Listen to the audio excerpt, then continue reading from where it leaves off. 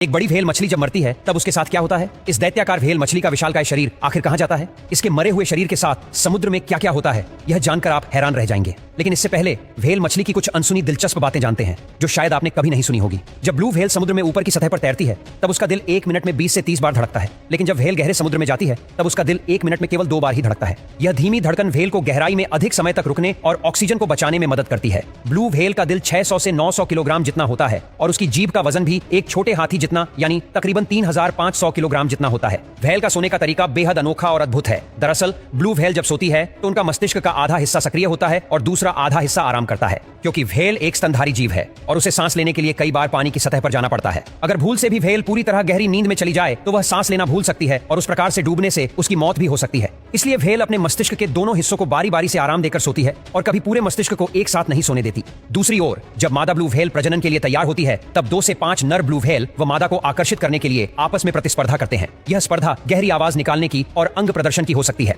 अंत में मादा व्हेल उस नर को चुनती है जो शारीरिक रूप से मजबूत और गहरे स्वर का होता है। इसके बाद ब्लू व्हेल की गर्भावस्था इंसानों से थोड़ी ज्यादा यानी 10 से 12 महीनों की होती है। आमतौर पर ब्लू व्हेल एक ही बच्चे को जन्म देती है। जन्म के समय बच्चे का वजन 3000 किलोग्राम तक और लंबाई 20 फीट तक होती है। जन्म के बाद मादा व्हेल अपने बच्चे को दूध पिलाती है जो बच्चे के लिए बहुत जरूरी होता है। ब्लू व्हेल के बच्चे का वजन हर दिन करीब 90 किलो तक बढ़ता है। अब करते हैं सबसे महत्वपूर्ण बात, ब्लू व्हेल मछली जब मरती है तब उसके साथ क्या क्या होता है। मृत्यु के बाद व्हेल के शरीर के साथ कई प्रक्रियाएं होती हैं जिन्हें व्हेल फोल कहा जाता है। यह व्हेल फोल मुख्य रूप से 3 स्टेज में होता है। यह तीनों स्टेज समुद्र के सब जीवों के लिए काफी महत्वपूर्ण होते हैं। जब व्हेल की मृत्यु होती है तब उसका वजनदार शरीर समुद्र में डूबने लगता है, लेकिन कुछ व्हेल के शरीर में गैस होती है और गैस की वजह से वह पानी के ऊपर तैरता रहता है। लेकिन जैसे ही शरीर में से गैस निकल जाती है तब धीरे धीरे वह गहरे समुद्र में डूबने लगता है। जब व्हेल का शरीर समुद्र की गहराई में पहुंचता है तब पहला चरण शुरू होता है जिसमें कई प्रकार के बड़े और छोटे जीव जैसे कि शार्क, क्रेब्स और अन्य मांसाहारी मछलियां व्हेल के मांस को खाने लगती है। स्टेज 2, यह स्टेज में व्हेल के शरीर का मांस खत्म हो चुका होता है। अब उसके शरीर में केवल हड्डियां बची होती है, लेकिन इस हड्डियों के साथ काफी मात्रा में फैटी टिश्यू बचे होते हैं जिससे कई प्रकार के कीड़े हड्डियों पर हमला करते हैं।